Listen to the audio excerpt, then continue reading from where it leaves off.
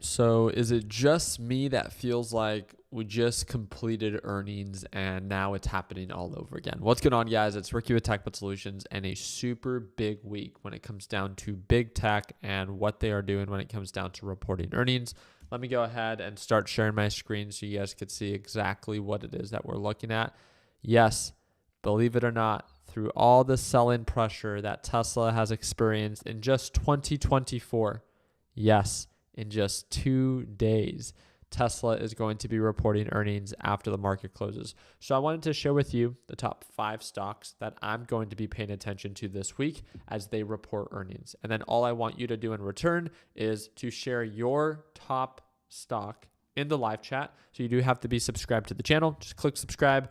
Feel free to share your top stock. I'd love to break it down. But the top 5 that I'm paying attention to this week, first one, Tesla. Tesla reports earnings after the market closes on Tuesday. I do plan to live stream that earnings report. All you have to do is drop a thumbs up and subscribe, of course, to the channel. Meta reports earnings on Wednesday after the market closes. And then on Thursday, check this out, Microsoft and Alphabet. So Alphabet's the mother company, the parent company of Google. So Microsoft and Alphabet both are reporting earnings. And then again, Intel and Snapchat are also reporting after the market closes on Thursday. That is all this week. We obviously do have, again, other big companies, not so much focused on tech, but other big companies that are going to be reporting earnings.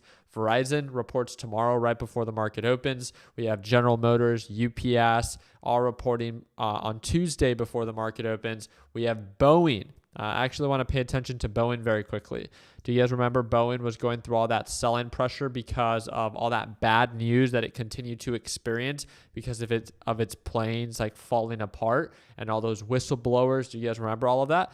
Boeing was trading at $200 price per share. Now it's trading at $169. So the question that I'm asking myself is this the bottom, or can the cheap get cheaper, right? Because it has not been indicating signs of an uptrend. So again, Boeing reports earnings this upcoming week, Wednesday, right before the market opens. So those are the big ones. Again, you guys can see the full list right on over here of all the big companies that are going to be reporting earnings. I don't believe NVIDIA is the one that's... I don't believe NVIDIA is reporting earnings this week. Yeah, so it doesn't have anything scheduled for this week. The one that saw a lot of selling pressure last week is SMCI. SMCI is that BS AI company that, works with NVIDIA that is just overhyped, right? So it sold off 23% just on Friday alone. And it was really great to see that significant pullback. So we'll see if it actually finds its support here or if we continue with that sell-in pressure on Monday right when the market opens. But when it comes down to NVIDIA's performance, as long as the NASDAQ market continues to sell off, I see there to be more sell-in pressure with NVIDIA. NVIDIA, although, again, I've been waiting for this stock to pull on back for some time, there's a big difference of wanting the stock to pull on back and wanting to short this stock. I do not want to short NVIDIA. I think NVIDIA is a very obviously successful company, and I want to buy some when it's a little bit cheaper. I'd love to buy some when it gets closer to the moving average, when it's not so overextended. When I saw this thing pushing close to $1,000 per share, I thought that was great, but very overvalued within a short period of time. I mean, again, just a few months ago, we're at 400, and a few months before that, we were at 100. So again, being able to go from 100 all the way to nearly $1,000 per share in a very short period of time, to me, kind of just threw some red flags, right? And this is why I've been anticipating and preparing for this pullback. So just putting some money on the side. So once this pullback does end up happening, I'd love to buy more at more oversold areas. But yeah, we saw a 10% sell-off for NVIDIA, and that was on Friday alone. So if you look at this on the 4-hour time frame, you could try to think that this is going to be the bottom. We'll take it day by day. I think it's too early to tell. I think the NASDAQ market is finally beginning to curl on over, and the more sell-in pressure the NASDAQ market experiences, the more sell-in pressure the rest of big tech will also experience. And I think this week is going to be very, very significant based off of how Tesla, how Meta, and how Google and Alphabet report. Really, Google, Alphabet, and Meta. Those are the big 3 that are tech focused that I think will really set the tone for the rest of big tech. If we see that they exceed market's expectation and their guidance is good for 2024, be ready to buy the dip. I mean, that's what I'm going to be ready for, right? But if it's the opposite, then, I mean, be ready for some selling pressure. I think that's where we can see a lot of fear being instilled in the market. But as of right now, it's too early to tell. Why try to predict the future when we can't? Let's take it day by day and see what is actually reported. But now it's a very exciting time to be cash, to say the least, because markets pulled back quite a bit. So if things do begin to look better, then great. We can make money as the market recovers. But if more selling pressure follows, then great. Even if you don't like shorting the market, that just means that you're going to be able to buy things at a much cheaper price. And that should be very exciting. Stay patient, stay calculated, and don't jump into something if you are not comfortable, right? So let's go ahead and break down your guys' top stock. So feel free to share your top stock in that live chat. Again, all you literally have to do is share it, and I would be more than happy to break it down for you. So SMCI is slowly rising again. What? I mean, markets are closed, so I don't know how you'd be able to see that they're slowly rising again. But what we saw on Friday was nothing but selling pressures. One of the biggest sell-offs, if not the biggest sell-off, SMCI has ever experienced in a single day, and that's when it lost about 1/4 of its market cap valuation. So Tesla put at $120 per share. Yeah, I mean, Tesla has been going through a pretty rough patch for 2024, right? Lower highs, lower lows, and as long as the market continues to sell off, then so will Tesla. It just seems like a lot of EV companies are going through a rut right now, and it doesn't look like it is getting better, right? They set very low expectations for 2024. So we'll see. We'll see what it reports. Again, Tesla is set to report earnings on Tuesday after the market closes. I want to remind you, and this is more for our beginners. I know this is kind of like a thing that I say over and over again. Reporting and beating earnings is one thing. Its guidance for up and coming quarters is often more important. And you'll begin to see that because a stock can react in a positive way when it reports earnings, but then begin to sell off during its earnings call because something was said about up and coming quarters that caused the stock to sell off because its guidance was off. So please make sure that if you're new to the market, you understand that there's normally two parts to the overall earning report, the earning report and then the earnings call. So please make sure that you're aware of that. So as of right now, Tesla's trading at $145. It's cheap, but again, the cheap can always get cheaper, especially when it comes down to Tesla right before a very significant earning report. So, all right. BROS, is that Dutch Bros? Okay. So Dutch Bros looks like it's retracing back from $36 per share. Dutch Bros has been trading sideways. I wouldn't say this is bullish or bearish necessarily. A little bit more on the bearish side because of how we've been seeing these lower highs and lower lows since its IPO. When it IPO'd, I remember this. I mean, it shot up to highs of $80, and it's been some selling pressure ever since then. As of right now, I mean, I still think it's a little bit too early to tell because obviously this thing, I mean, in the grand scheme of things, it looks cheap at lows of $20. Right now, it's trading at lows of $29. But we could see that, I mean, there's still a lot more selling pressure based off of that RSI and the MACD. It does look a little bit more on the oversold side, but that's if we actually get confirmation of this reversal. So I would say that this would be something that I would care to pay attention to if it begins to indicate signs of an uptrend overall long term. Again, there's huge upside potential, but as of right now, it's a little bit too early to tell. So maybe it's just something to add to the watch list, right? All right. What else? So Tesla's going to $14 per share, then $4 possibly go bankrupt for real. I don't know about that, but I would say just EV as a whole, right, is not doing the best as of right now. So is Lulu starting to recover? Let's go ahead and check it out. So Lulu is the ticker symbol for Lululemon, right? And ever since reporting earnings, we saw a lot of selling pressure. It is testing in the break above EMA. So yeah, I mean, it's in the very early stages of a potential reversal. Let me go ahead and update my alerts, and I would love to follow up with this, right? Because if it actually begins to indicate signs of an uptrend, then great. It's not about predicting the bottom of a stock, but caring to go in when it's actually indicating signs of an uptrend. So I appreciate you bringing this up, and I would love to even just buy a few shares, right? If it actually begins to indicate signs of a recovery, then Lulu has been a very bullish stock that was a well-performed stock, but obviously a lot of selling pressure based off of recent patterns. So I just want to be careful with my position size, and I want to be careful with when I choose to enter, making sure that direction is in my favor. Direction and confirmation and position size. The three main things I would love to pay attention to, especially for swing trades, especially right now, right? As the market's on this potential, pullback that we've been experiencing. All right.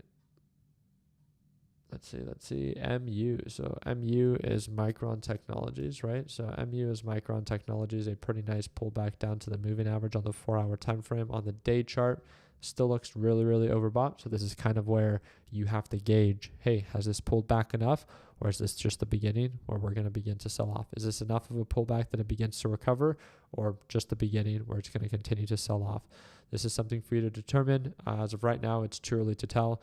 This is where I would have to wait for confirmation, right? Confirmation of more selling pressure. That's let it sell off, or confirmation of consolidation and then a reversal. Then at that point, I can consider buying the dip and making money as it begins to recover, right? So it's too early to tell. It's been seeing a nice little selling pressure.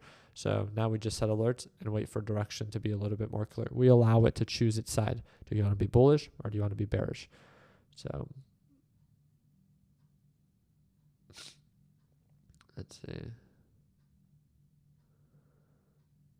All right. Did I go over QQQ already? I did. I can quickly just recap it. Again, overall NASDAQ market in the what can be very early stages of a pullback all the way down to the moving average. It looks like we're like a little bit more than halfway there. So again, that's the goal that I would have for NASDAQ. If it continues to sell off, that would be a really nice correction for the market, a really nice pullback, where again, it builds enough margin that if we do find a support here, we can make a decent amount as it begins to recover. So something that I would be very, very excited for. So possibly, Hannah, I'll let you know during tomorrow's live session with the LPP team if I plan to come into the office tomorrow. Okay. Yeah, I just got back from California, so I should be able to, but yeah. Restoration Hardware, R8. Let's go ahead and break this one down. Again, if you have a top stock you would like me to break down, feel free to share it in the live chat, and would be more than happy to break it down for you. We'll probably do about 2 more, so just be quick with it. So this is kind of the one that I would have to be very careful with because we've seen a lot of selling pressure right now. So if I were to ask you a very simple question, is this stock based off of the day chart a bullish, bearish, or a stock that's kind of just consolidating? Right? I mean, in my opinion, it would be a stock that's just consolidating, right? As a very common support level right around the 230 and a very common resistance range right around 330. So yeah, it's a little bit more on the cheaper side. If you like trading that consolidation phase, then you can try to trade the reversal from the lows of 230, 240 all the way up to highs of 310, 320. Sure. But it's not like direction is super clear. It's not like this thing is indicating clear signs of an uptrend or clear signs of a downtrend. It's kind of just consolidating, and it's been doing that for nearly about a year, right? So just something to be aware of, where some people love it, some people hate it. It's all based off of how it is that you like to trade, and the volume is a little bit lower, so I'd be very careful with that. But this is definitely not a bullish stock, so it's not one that I'd be up in arms about. So, all right.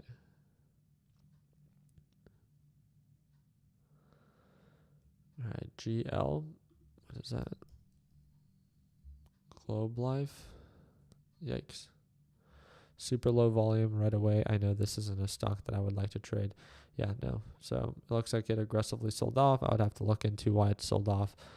If it's just purely technicals, you still need to wait for confirmation above EMA. See if you get that actual price action above that EMA, indicating signs of recovery.